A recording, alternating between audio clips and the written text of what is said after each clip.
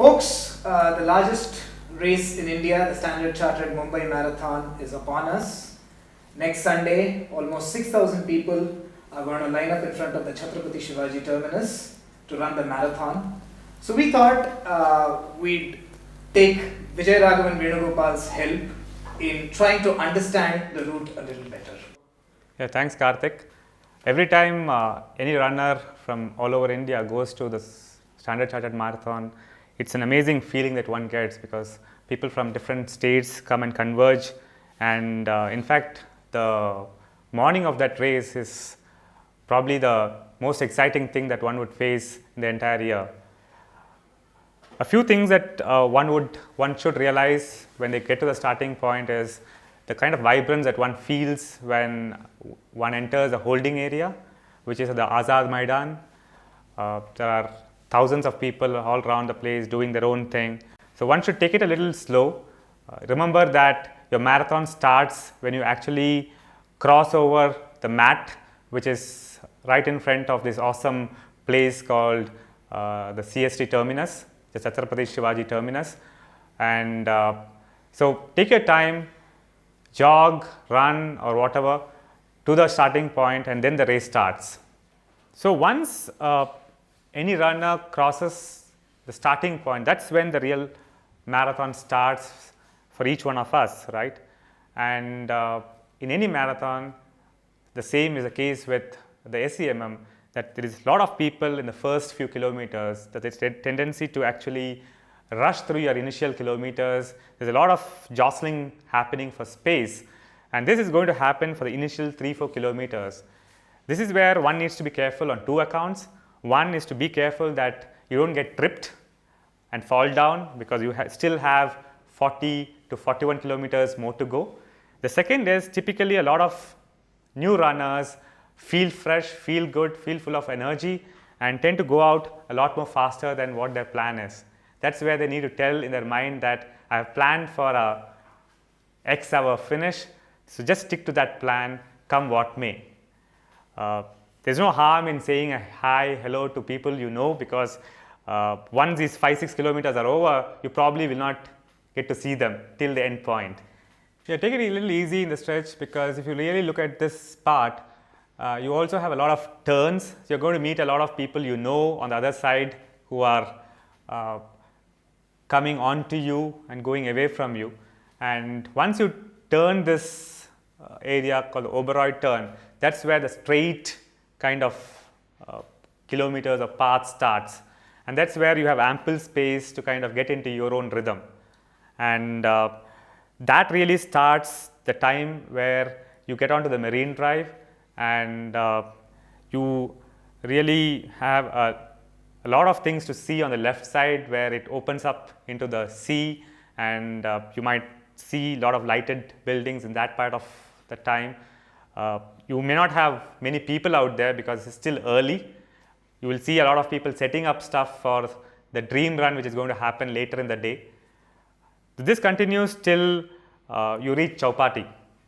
It's going to be a flat, easy track. Conserve your energy. Don't go ahead of your time, and reach Chowpatty, where you take a right turn into a little bit of a tricky area. So that's between the 7th and the 8th kilometers around here. And that's where you have a little bit of a incline and then a decline till you reach Haji Ali.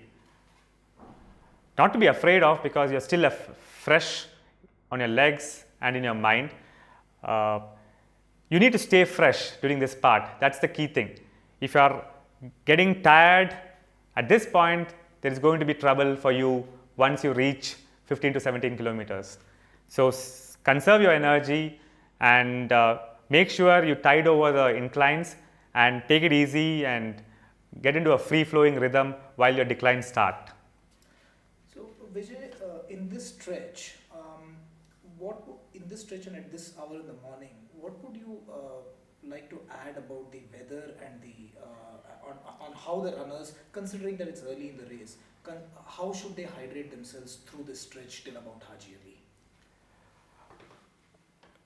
My opinion in any kind of race is that don't lose out on hydration even if it's the initial few kilometers. If you're not feeling very thirsty, try to take a sip of water here and there. It doesn't harm you. It doesn't make you worse. So keep hydrating at regular intervals, even if it's not too warm. Obviously, it's not going to be warm at that point of the time of the day, but you still hydrate, take sips of water whenever you can get it, and keep it going so that you don't really get affected at the later part of the marathon when things can really get worse for you.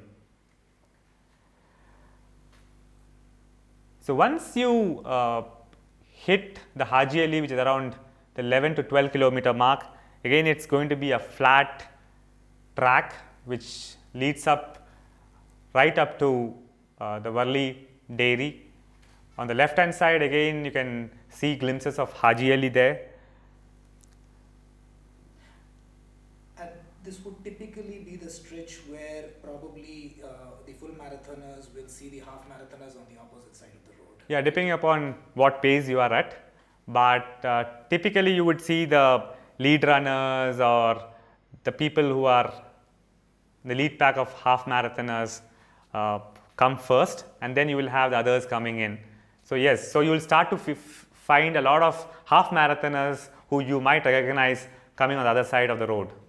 So it's an interesting time to kind of look out, because this, what it also does is it kind of takes your mind away from those few kilometers you are putting it in your bag. By looking at the others who are crossing your path, you are actually minusing those kilometers, which is always a great idea to do.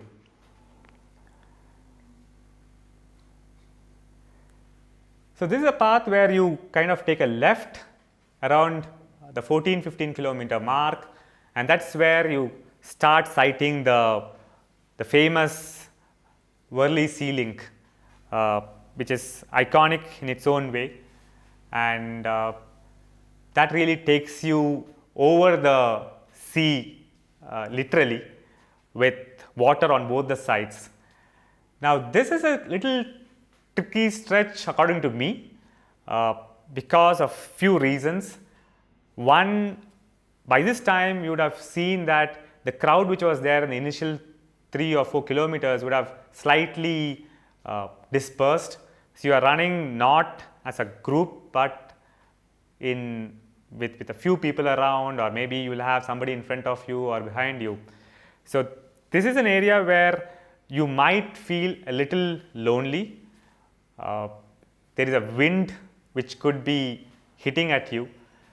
So there could be occasions where you might start feeling a little tired at this point of time, because especially for newcomers, newbies, 17, 18 kilometers, you start feeling a slight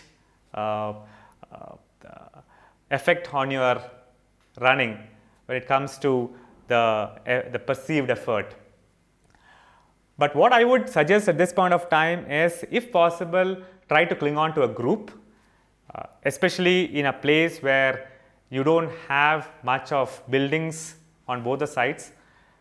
One, it does shield you from the wind which can hit at you. In a way, it actually reduces the effort that you put on in an open bridge like the Worli Sea Link. And if you are running with your friends, take turns who will lead you, who will pace you, and after half a kilometer or 1 kilometer, the other guy can take the lead. In a way, you are also kind of drafting for the entire team. So this is a good idea to follow between 17 to 18 kilometers right through the Sea Link. And what I've also noticed is that the Sea Link is not really as flat as what we would have encountered before entering the Sea Link. So it's slightly undulating. So in that sense, probably it adds a little bit more to the challenge, I guess. Yeah, it's a long way. If you look at the Sea Link, if I say you are really out of the Sea Link only by around 19 to 20 kilometers, and it starts somewhere at around 15 to 16 kilometers. So there is a good 4 to 5 kilometers where you have to navigate that path, and it's not as easy as the previous stretch. So in that way, it does add to a little bit of a challenge. And this is a time when a little bit of monotony also sets in. So you need to be a little careful about navigating through this. But if you have a few folks who are running along with you, or if you are befriending someone on the path, take them along and go right through the Valley Sea Link. So once you exit the Sea Link and get into Mahim, that's when you cross the half marathon, the 21-kilometer mark, and that's a big sigh of relief because you have already done half and the reverse counting in a way starts. And when you hit 21 kilometers, I think there is a timer out there which tells you the time that you have posted, and there is a band playing, and because remember that you are coming out of the ceiling where there's hardly anything. So suddenly you find people out there, a little bit of music, you really get motivated at the 21-kilometer mark, and that is when you feel a little energetic and you can pull up your socks and start getting into more action again. What I also notice in this stretch, probably in the entire route, is that this is probably the only stretch, the Mahim Causeway stretch, where you actually cross traffic. Otherwise, it's pretty much a traffic-free route. But I think when you just take that turn away from Sealing, there's traffic on the opposite side. So you want to? Yeah, in a way, it has always helped me as a person because we hardly see anybody in the Sealing, and you come out of Mahim, see people, and in fact, like you rightly said, there is traffic on the other side. You might even see a best bus full of people on a Sunday morning, and it's a great sight because there are some people who are waving at you. It's a nice feeling to have people. So in that way, it's always good to motivate yourself with that crowd which is there, and that's a plus point. So it is from the Mahim side, as you enter Shivaji Park, that probably one starts finding what Mumbai is known for.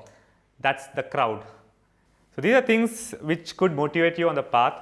And again, once you hit Mahim and come out of it, Shivaji Park, Siddhivinayak temple, which is the next milestone, which is at around the 24-25 kilometer mark, it's going to be a flat route. Nothing to much worry, but this is also the time when you're going to feel a little bit of exertion. So please take whatever is available there. It's not a bad idea to pick up a banana which the kid might be offering you, or oranges on the way. Please do feel free to pick up those things and eat it. So once you cross Siddhivinayak, again, the route itself is not a problem because Mumbai offers you a flat track most of the time. It's just that now you are at the 25-26 kilometer mark and the marathon in a way really starts. And that's the point when people could burn out of steam. I've seen many people start cramping at that point of time, and you will have people start walking. So you need to be a little wary of those aspects when you navigate through those kilometers. So once you cross the 27th kilometer mark, you enter the INS Strata circle. That's when you see people getting fatigued a little bit. You need a little bit more power, and you need all those extra help that you need. People actually start walking in that stretch. It's flat, but I think the mental games start playing. So that's where you need to really make sure that you don't stop there. You need to prolong yourself so that you can hit the 32nd or 33rd kilometer without walking. So yeah, just for a quick question there. So typically, just to add to what you said, I think this stretch from 27 till about 32, this whole zigzag thing also, you see, again, I think this is the last point in the race where you see runners crossing each other. And so would you say typically from 22 till about 32, it would not be such a bad idea to conserve a little bit of energy and rather not go, all out, because this seems to be the toughest section of the race in effect. Yeah, it's like, I would say, the middle overs of any cricket match where you can win or lose a game depending upon what you do in that stretch. It's not course-wise challenging, but if you put a step wrong or if you start walking, that sets a pattern for the rest of that kilometers, right from 30 to 42. So you need to be a little careful there, conserve energy, or make sure that you are not mentally out at that point of time. Once you move out of 31, then you are back to the Varli Haji stretch, which is again flat, but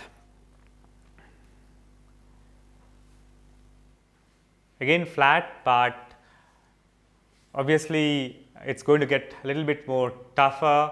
You are running on fatigued legs.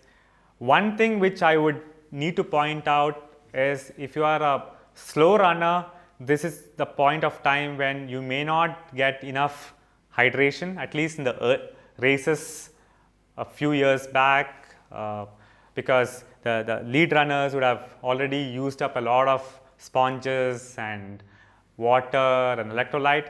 So pick up whatever you can at this point of time. You may not get the ideal thing that you need, but manage with whatever you can.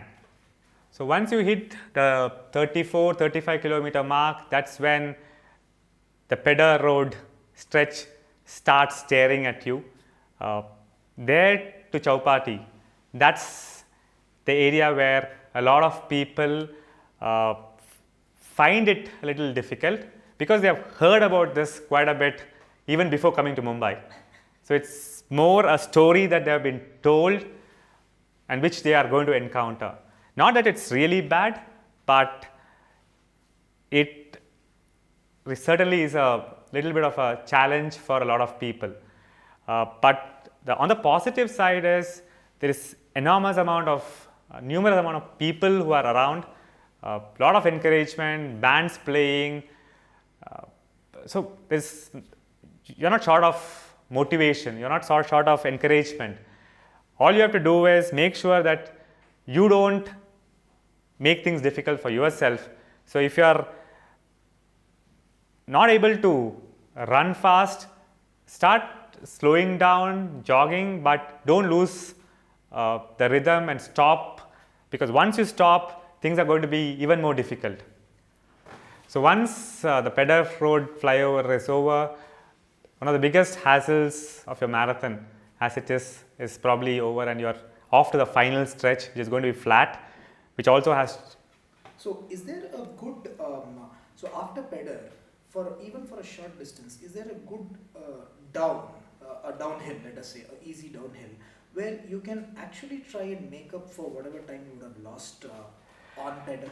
It's a difficult question, because it is at that point of time where you're fatigued, so you're not going to make up a lot of time out there. I think it will be a great thing if you come out of that stretch with energy to run well and to finish strongly. I think that should be your key takeaway at that point of time. You're not going to make much of time in a full marathon in the last 5 kilometers. The race has already been decided. It's up to you whether to lose it or to gain whatever you have put in the effort for till that 36-37 kilometers. One interesting point that you will find on the stretch, which could excite you, is the elite pack actually crossing you at some point of time. And this is probably the most exciting thing that anyone would find, because these are top class runners whizzing past you in no time. So take advantage of that, live that moment for a few minutes, gather a lot of energy from that, and probably that could sustain you for another 10-15 minutes in a great way. Once you get onto the Marine Drive stretch, the last 5-6 kilometers is not a challenge in terms of the course, but like Karthik mentioned, the sun actually comes out by then. So if you are a 3:30, 3:45, 4 plus 4:30 kind of runner, the sun is actually on you, and it's not covered. It's not covered. Open section, right? Yeah. It's an open section. It's not covered, but should not worry you. There's a lot of crowd, and the bands have started playing because people are getting ready for the dream run. So it's an exciting course, exciting stretch that you will encounter. At this point of time, it's a great idea if you can start thinking about things which are positive to you. Think about your family, think about how well you have trained the last 3 months or so, who is waiting for you at the finish line, and that helps you tide over the last 5 kilometers in no time. And if you are on set for a time that you have been looking forward to, that really energizes you much more. And who knows, you might even surpass your own expectations in the last 5 kilometers. So the last 3-4 kilometers, keep doing whatever you have been doing and finish strong. Okay. As a runner who will be there next weekend, so if I have a target pace, say of 6 minutes per, an average of 6 minutes per kilometer, and if I want to split it into 4 quadrants, first 10, next 10, and so on. So what would be a good strategy to follow? Should I take the first 10 seconds or 15 seconds faster, and then the next 10 5 seconds faster, and the third quarter at the average pace I want to go, or how should I take it? So it all depends on what you have been training for, what you have trained for, and also depends on your mental makeup, right? But all I would say at this juncture, which are around 4 days to go, is that go with a plan and don't change the plan drastically during that run itself. For example, if you're going at say a 6 minute per kilometer plan, and you have all through the practice training, you have been only comfortable at 6 minutes and not at say 5:45 or 5:30, the chances are very limited that you'll be able to wake up that day and start doing a 5:30. So the first 5-7 kilometers, you might feel that you are on a 5:30, 5:45 pace, but if your training hasn't been as good as that, you are going to be in trouble. So if it's a 6 minute pace that you have planned, probably 5-6 minutes, not minutes, seconds here and there could be okay, but again you need to keep thinking about it, but don't go way off the mark. It's not going to help you at that point of time, especially if you're training, during a training you have never really done that. So folks, that was a bird's eye view of the route. We hope this proves useful and you go on to record your personal best or whatever you're aspiring for in this race. On behalf of Souls, the Souls of Bangalore, we would wish all the people participating in the Mumbai Marathon all the very best. And until next time, it's Karthik saying thanks to Vira and signing off.